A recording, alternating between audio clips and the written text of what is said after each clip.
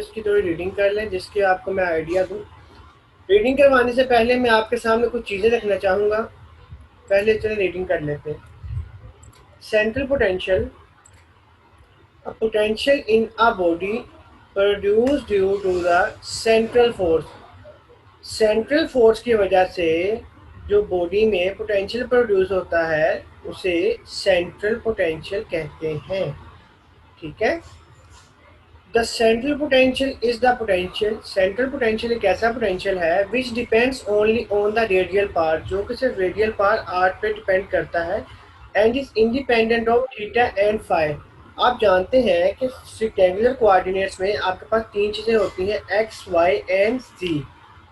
अगर आप स्फेरिकल की बात करें तो आपके पास होता है आर, थीटा और फाई। ठीक है। तो ये आर, थीटा और फाई हम यहाँ पे बनाएंगे, कैसे बनाएंगे वो भी देखेंगे।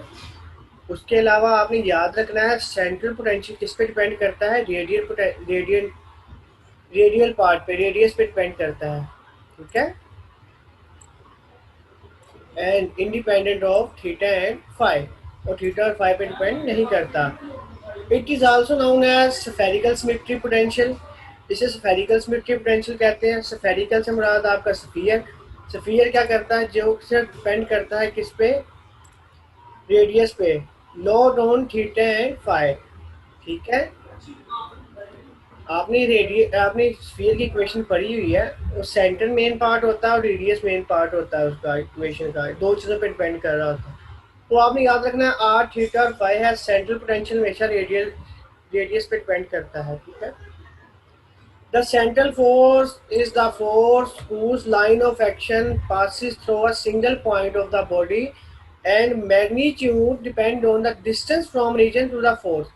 कहता है कि सेंट्रल फोर्स एक ऐसी फोर्स है जिसका लाइन ऑफ एक्शन पास करता है एक सिंगल पॉइंट से पास करता है उस बॉडी के, और उसकी जो मैग्नीट्यूड होती है जिससे आप क्या कहते हैं, रेडियस। रेडियस एक्चुअली मैग्नीट्यूड होती है कहाँ से, आप अगर सर्कल, अगर आपने ज्योमेट्री पढ़ी है तो उसमें आपने पढ़ा था, मैं आपके सामने यहाँ पे ड्रा भी करता हूँ। ये आपके पास एक सर्कल है, मैं यहाँ से इसको स्टॉप शेयर करता हूँ और आपके सामने व्हाइट बोर्ड ओपन करता हूँ। तो देखें, ये आपके पास व्हाइट बोर्ड ओपन हो गया।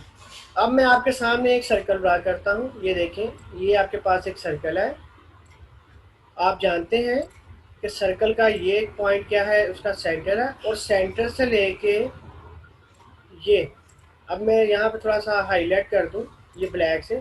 आपको पता है सर्कल बनाने के लिए सबसे पहले आपके पास क्या होता है, एक फिक्स पॉइंट, इसे पी कह दो।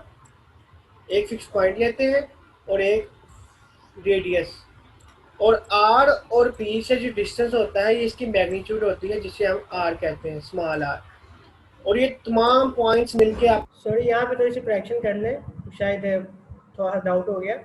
फिक्स पॉइंट आपका सेंटर होता है, ठीक है, और ये पॉइंट आपका वेरिएबल होता है, और ये फिक्स डिस्टेंस स्मॉल आर होता है। सेंटर को मैंने कैपिटल आर से नोट कर दिया, स्मॉल आर रेडियस है, और ये पी जो है ये पॉइंट है, और इन पॉइंट से मिलकर सर्कल बनता है। उसमें क्या बनाते हैं, सर्कल बनाते हैं। अब इसी सर्कल को याद रखते हुए आप देखें तो ये जो लास्ट लाइन हमने अभी डिस्कस की थी वो क्या थी, central force is a force whose line of action pass through a single point of a body and the magnitude depend on the distance from origin of force and the body। Since potential is time independent and only depends on position coordinates, जैसा कि आप जानते हैं कि potential energy जो है वो position dependent है। कैसे पोजीशन डिपेंडेंट है, आपने फार्मूला याद किया हुआ है पोटेंशियल एनर्जी का, तो वो होता है V is equal to M G H. तो एच की जगह अगर मैं कोई कोऑर्डिनेट ले लूँ एक्स या वाई, तो देखिए आपकी पोटेंशियल एनर्जी किस पे डिपेंड कर रही है, या पोटेंशियल जो है वो पोजीशन कोऑर्डिनेट्स पे डिपेंड कर रहा है, टाइम पे डिपेंड नहीं कर रहा। ये पोटेंशियल है, वेलोसिटी नहीं है। और मैं एक बात आपको बताता चलूँ, इस डेरिवेशन में आपने याद रखना है कि आपका पोटेंशियल कौन सा है और आपकी वेलोसिटी कौन सी है। ठीक है। अब इसी को समझाते हुए मैं आपके सामने थोड़ा सा आइडिया दूं। ये एक्चुअली आप हाइड्रोजन एटम के लिए बनाते हैं। ठीक है, इसको मैं क्लियर करता हूँ। आप जानते हैं कि एटम के न्यूक्लियस में, एटम के सेंटर में न्यूक्लियस होता है जिसपे कौन सा चार्ज होता है, पॉजिटिव चार्ज। ये मैं आपके सामने बना रहा हूँ, ये न्यूक्लियस हो गया, ठीक है। और ये देखें, ये आपके पास वैलेंस शेल हो गया है, वैलेंस इलेक्ट्रॉन जिसे कह लें। ये अब आप ज़रा इसको व्यू करें तो आपको पता है कि एटम, हाइड्रोजन के एटम में एक इलेक्ट्रॉन होता है जो कि वैलेंस शेल में होता है। ये ले मैंने रेड वाला इलेक्ट्रॉन बना दिया। अब आपने यहाँ पे बोहर पास्टुलेट्स पढ़े थे। बोहर पास्टुलेट्स क्या कहते हैं? बोहर पास्टुलेट्स कहते थे कि ये जो आपके पास इलेक्ट्रॉन है ये एटम के शेल में रिवॉल्व करता है, ठीक है। और ये न्यूक्लियस से लेके इस एटम तक का डिस्टेंस, इसे क्या हमने कहा था, आर। देखिए ये थोड़ी सी केमिस्ट्री आपको पढ़ा रहे हैं, फिर आज के बाद आपको ये आइडिया हो जाएगा। एक्चुअली मैं फिगर यहाँ पे इसलिए बना रहा हूँ क्योंकि मैंने ये फिगर क्वेश्चन पेपर में मिस की हुई है और इस फिगर के बगैर समझ नहीं आना। अब आप जानते हैं जब भी कोई बॉडी सर्कल में रोटेट करती है तो लीनियर वेलोसिटी आपकी टेंजेंट बनाती है उस पॉइंट पे। जैसे कि ये लीनियर वेलोसिटी की डायरेक्शन अगर इस पॉइंट पे आएंगे तो ये लीनियर वेलोसिटी की डायरेक्शन होगी, यानी वेलोसिटी आपकी डायरेक्शन चेंज कर रही है। जब आपकी वेलोसिटी हर पॉइंट पे डायरेक्शन चेंज कर रही है, यहाँ पे होगी तो ऐसे आ जाएगी। ये लीनियर वेलोसिटी है जो कि किस पे है, टेंजेंट बना रही है, ठीक है। अगर मैं इसको ऐसे जाहिर करूँ, ये आपका आर है और ये आप, सॉरी, ये आपकी वेलोसिटी है। तो आप देखें तो इनमें एंगल कितना है, 90 का। तो जब भी आपको पता है अगर वेलोसिटी में चेंज होता है तो वेलोसिटी में चेंज आपके पास क्या चीज़ आप देती है, वेलोसिटी में चेंज आपके पास आता है एक्सेलरेशन। इसका मतलब है कि आपका जो इलेक्ट्रॉन है वो एक्सेलरेट कर रहा है शेल में।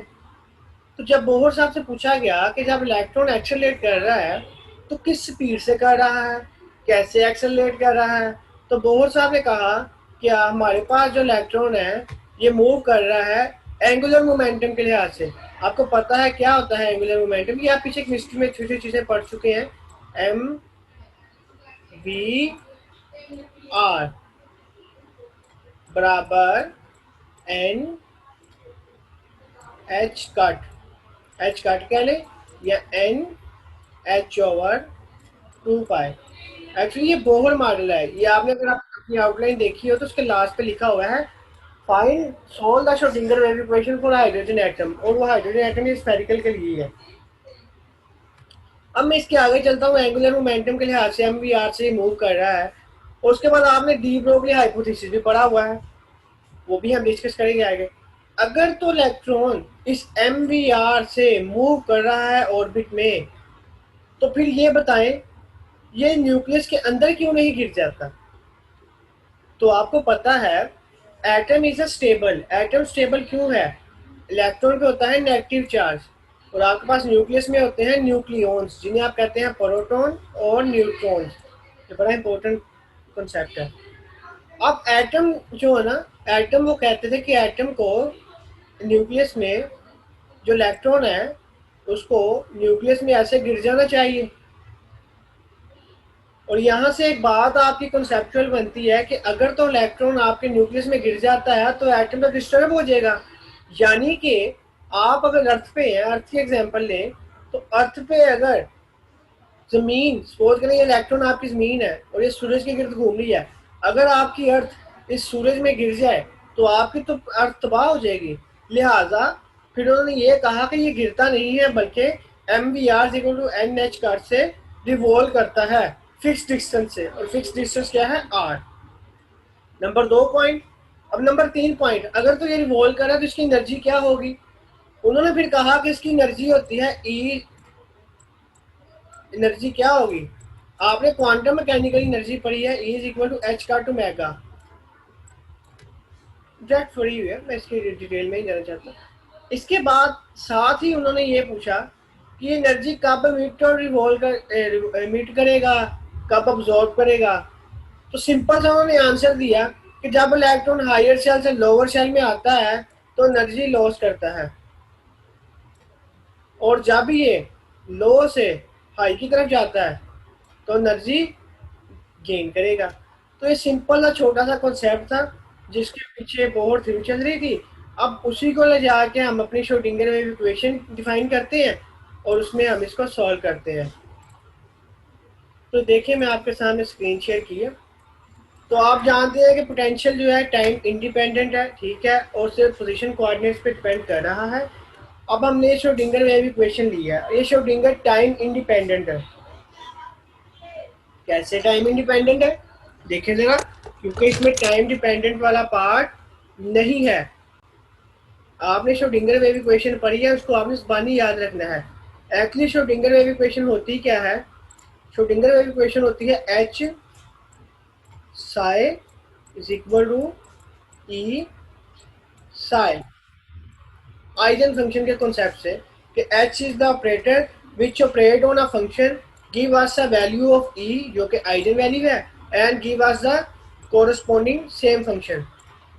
अब एच आपको पता है, एच आपके पास होता है kinetic energy plus potential energy, लिहाजा kinetic energy plus potential energy, और काइनेटिक एनर्जी आपको पता है इन टर्म्स ऑफ मोमेंटम क्या होती है, पी स्क्वायर ओवर 2m।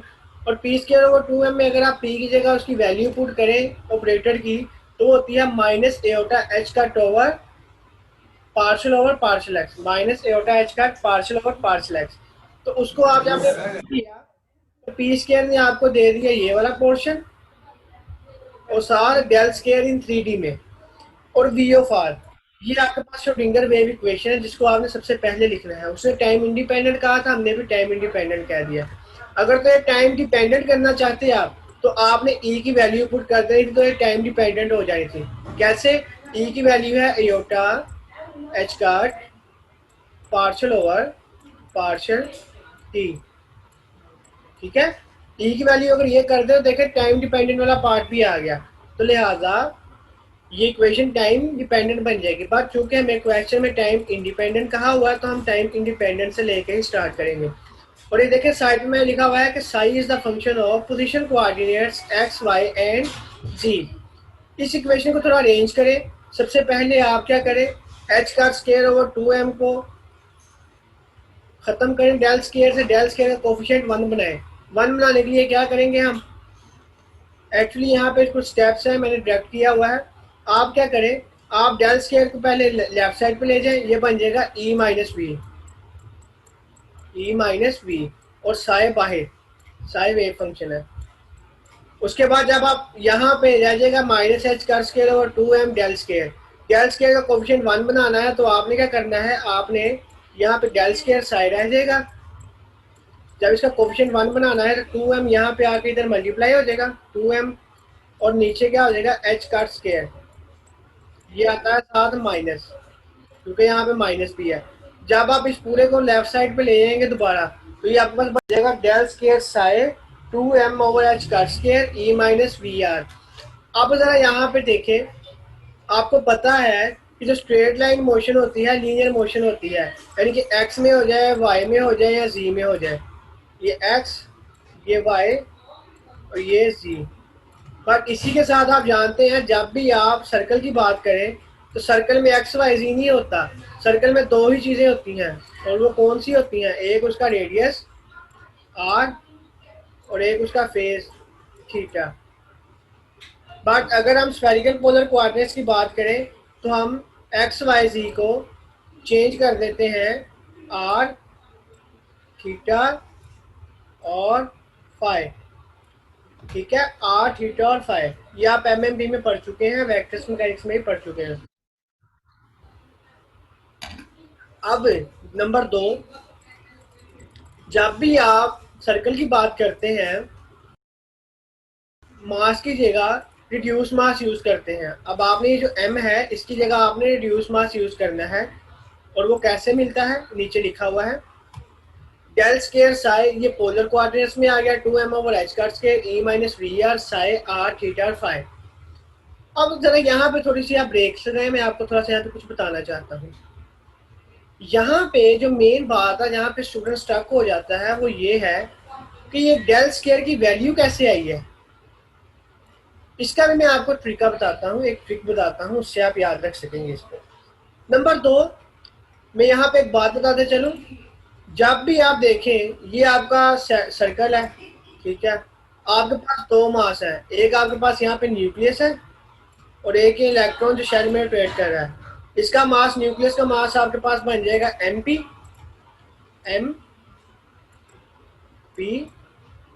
और यहाँ पे इलेक्ट्रॉन का मास बन जाता है Me। अगर आपके पास दो मास हो जाए तो आपने वेक्टर मैकेनिक्स में एक चीज पढ़ी थी कि हम क्या कर देते हैं, उसको रिड्यूस मास में बना देते हैं। रिड्यूस मास आपने फार्मूला पढ़ा हुआ है, रिड्यूस मास का फार्मूला होता है mu is equal to product of mass M over M1 plus M2। Classical mechanics में भी आप ये चीज़ पढ़ चुके हैं और वेक्टर मैकेनिक्स में भी इसकी बेस पढ़ चुके हैं। ये कैसे आता है? एक्चुअली होता ये है कि आपने एक सर्कल लेना होता है, ठीक है, और उस सर्कल के अंदर आपका सेंटर ऑफ मास आ जाता है, ठीक है। सेंटर ऑफ मास को आप सेंटर में ले आते हैं, तो ये सेंटर ऑफ मास के लिहाज से आप ये कैलकुलेशन करते हैं तो आपके पास रिड्यूस मास आ जाता है। एक्चुअली आपने अपने डबल मास को, जो आपका डबल मास था, मास ऑफ इलेक्ट्रॉन और मास ऑफ प्रोटॉन, उसको आपने एक सिंगल मास में कन्वर्ट कर दिया, जिससे आपने कह दिया रिड्यूस मास, ठीक है, म्यू। क्योंकि सर्कल है तो आपने सिंगल मास की बात कर ली। अब मैं आपको यहाँ से थोड़ा सा शिफ्ट चेंज करने लगा हूँ, आपको मैं लेकर चलता हूँ एक पेज पे जहाँ मैं आपको बताऊंगा ये डेल स्क्वायर आप आसानी से कैसे याद कर सकते हैं। यही डेल स्क्वायर यहाँ पे यूज हो रहा है क्योंकि यहाँ पे डेल स्क्वायर है, और यही डेल जो है स्फेरिकल पोलर कोऑर्डिनेट्स में आप यूज करते हैं जब आप पढ़ते हैं एंगुलर मोमेंटम को। स्फेरिकल पोलर कोऑर्डिनेट्स में जब डेरिवेशन करते हैं तब भी आप डेल का यूज करते हैं। तो कुछ पिक्चर्स मैंने स्क्रीनशॉट ली हुई है, वो मैं आपके साथ शेयर करता हूँ। तो ये आपके साथ शेयर हो गया जी। ये पिक्चर शेयर नजर आ रही है? आपने MMP में पढ़ा हुआ है, सारी MMP ही है। Del square psi equal to del dot del psi, ठीक है, del square psi equal to del dot del side.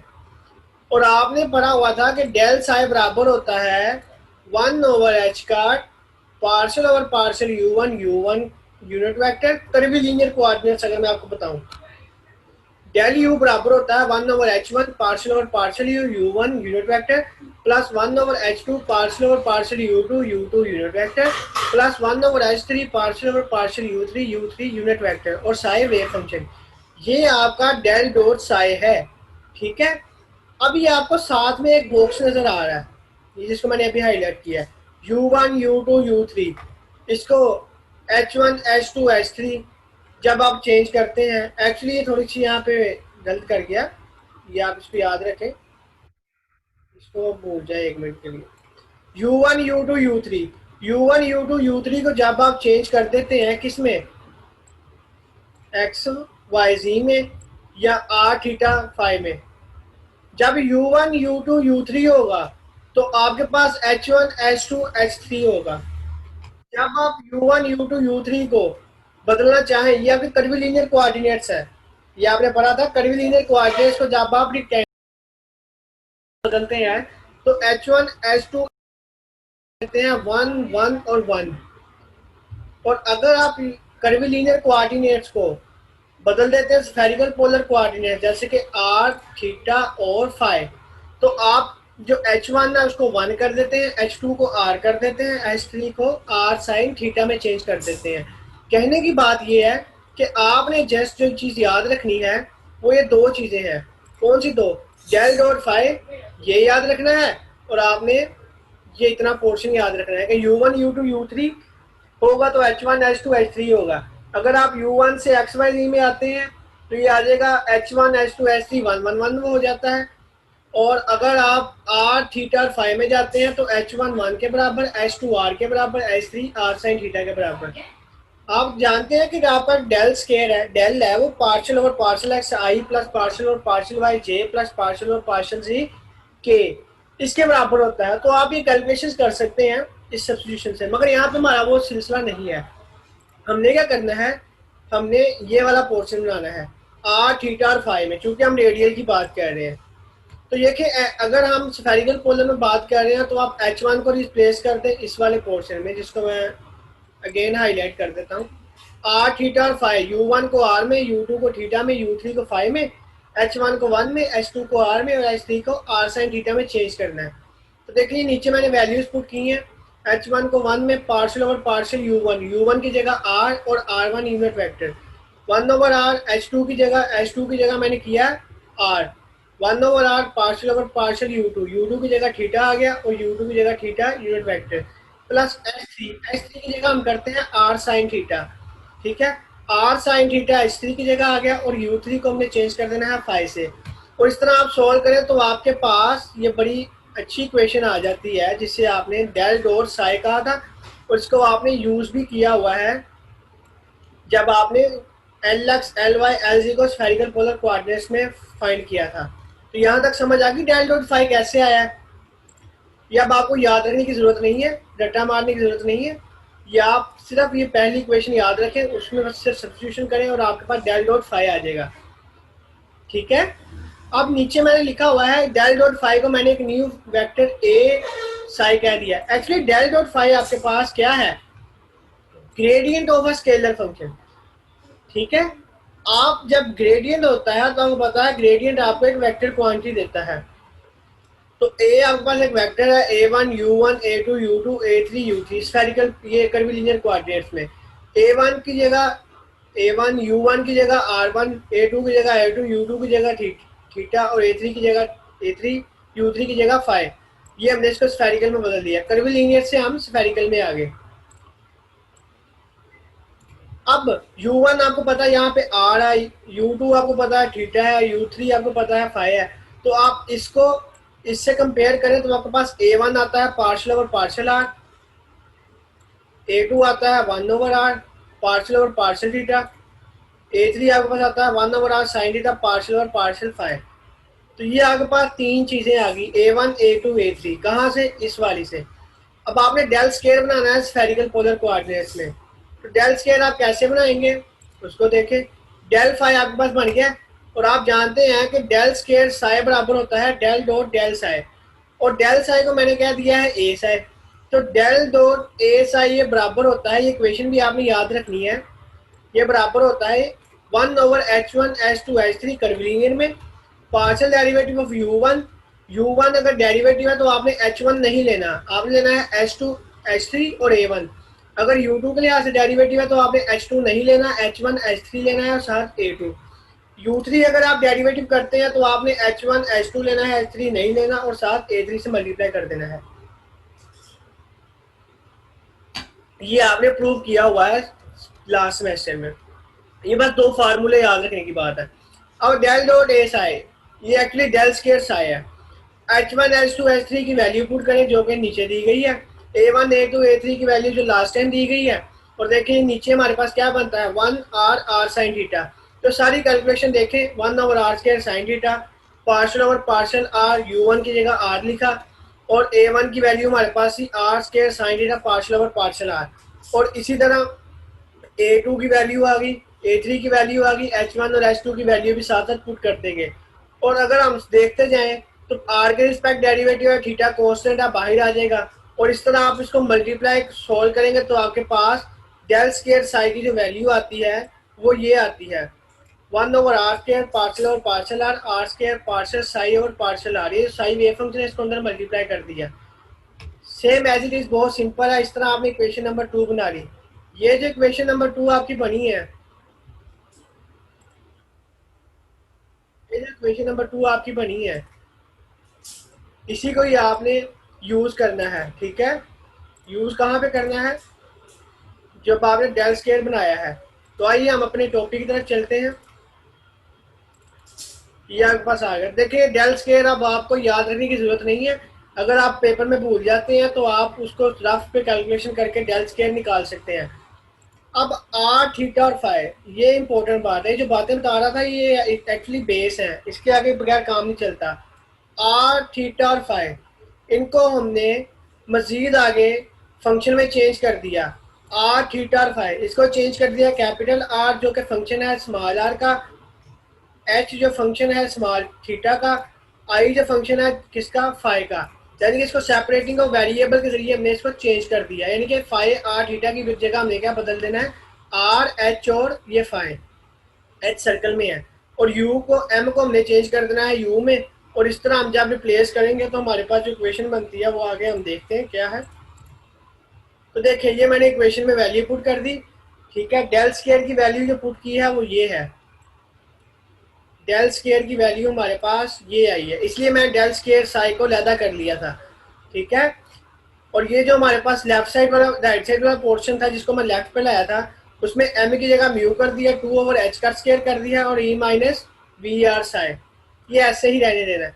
अब यूजिंग सेपरेशन ऑफ वेरिएबल, जो साई हमारे पास था साई की जगह हमने चेंज कर देना आर एच और आई, आर स्मॉल आर का, एच थीटा का और फाई फंक्शन है। और इस तरह इसको हमने यहाँ पे पुट कर देना है, ठीक है। ये स्क्रीन आई थिंक ज़्यादा वाइड हो गई है, मैं इसको थोड़ा कट कर देता हूँ, ये ले। तो आप ज़रा देखें इसको, जब हमने पुट किया तो चूंकि आर का फंक्शन है तो एच जो है थीटा का फंक्शन है, फाई जो है फाई का फंक्शन है, तो फाई और एच बाहर आ जाएंगे और ये वैसे अंदर रह जाएगा। और इसी तरह यहाँ से थीटा का फंक्शन है तो आर और फाई बाहर आ जाएगा, ये फाई का फंक्शन है तो आर और थीटा बाहर आ जाएगा। थीटा को मैंने एच लगा के उसके ऊपर सर्कल लगा दिया, मैंने इसको फंक्शन सेपरेशन ऑफ वेरिएबल किया। अब इसके ही साथ आप देखें मैंने क्या किया, नेक्स्ट स्टेप हमारा था, मैंने आर एच और फाइव से पूरी इक्वेशन को डिवाइड कर दिया। जब मैंने इसको डिवाइड किया तो मेरे पास ये नीचे इक्वेशन बन गई, ठीक है, जिसमें एच फाइव जो यहाँ से कैंसिल हो गया, नीचे बटे में बच गया कैपिटल आर, यहाँ से आर और फाइव का कैंसिल हो गया और नीचे बच गया स्मॉल एच। और इसी तरह सारी इक्वेशन हमारे पास ये बन गई, यहाँ पे वन आ जाता है। अब मैंने क्या करना है, अब अगर आप इस इक्वेशन को गौर से देखें, ये जो पहला कंपोनेंट है, पहली टर्म है, ये सारी रेडियस पे डिपेंडेंट है। जो कैपिटल आर है ये स्मॉल आर का फंक्शन हमने ऊपर पढ़ा था। ये जो पहला पार्ट है ये आपका रेडियल डिपेंडेंट है। ये जो सेकंड पार्ट है ये आप देखें तो ये आपका थीटा डिपेंडेंट है। ये जो आपका थर्ड पार्ट है ये आपका फाई डिपेंडेंट है, ठीक है। और ये आपका जो पोर्शन है ये भी आपका पोजीशन डिपेंडेंट है, रेडियल डिपेंडेंट है। तो ये जो मिड वाले दो पोर्शन है, ओके, ये जो मिड वाला पोर्शन है, ये वाला पोर्शन जिसको मैंने अभी हाईलाइट किया है, इसको आप देखें तो ये थीटा और फाई का फंक्शन है। बट हमने ऊपर कहा था कि सेंट्रल पोटेंशियल जो है ये किस पे जाता है, ये सेंट्रल पोटेंशियल जो है ये रेडियल का फंक्शन है, रेडियल पे डिपेंड करता है, रेडियल वेक्टर पे डिपेंड करता है, थीटा और फाई पे डिपेंड नहीं करता। लिहाजा हम क्या करेंगे, तो जो सारा पोर्शन थीटा और फाई वाला है इसको हम लेफ्ट साइड पे ले जाएंगे। अब लेफ्ट साइड पे जाने का मकसद क्या है वो भी मैं आपको आगे बताता हूँ। ये देखें मैंने क्या किया, मैंने अपने जो फंक्शन थे उनको मैंने चेंज कर दिया। देखें ये जो इतना पोर्शन है सारा रेडियस पे डिपेंडेंट है, ठीक है, यहाँ पे थीटा और फाई कहीं नजर नहीं आ रहा। और जो इतना है नेगेटिव वैल्यू के साथ ये सारा थीटा और फाई है। अब आपको पता है कि इक्वेशन तब भी इक्वल होती है जब राइट साइड लेफ्ट साइड के इक्वल हो। तो जो आपके पास राइट साइड वाला पोर्शन था, ये राइट साइड वाला ये थीटा और फाई का डिपेंडेंस था, और लेफ्ट साइड वाला आपके पास आर डिपेंडेंस था। और आपने क्या करना है, आपने इधर से स्मॉल आर से मल्टीप्लाई कर देना है, बटे से स्मॉल आर खत्म कर देना है। जब बटे से स्मॉल आर खत्म करेंगे तो देखिए यहाँ भी आर स्क्वायर था बटे में, यहाँ भी आर स्क्वायर था, यहाँ भी आर स्क्वायर था। तो आर स्क्वायर से आप मल्टीप्लाई कर दें तो आपके पास ये नेक्स्ट इक्वेशन बन जाती है।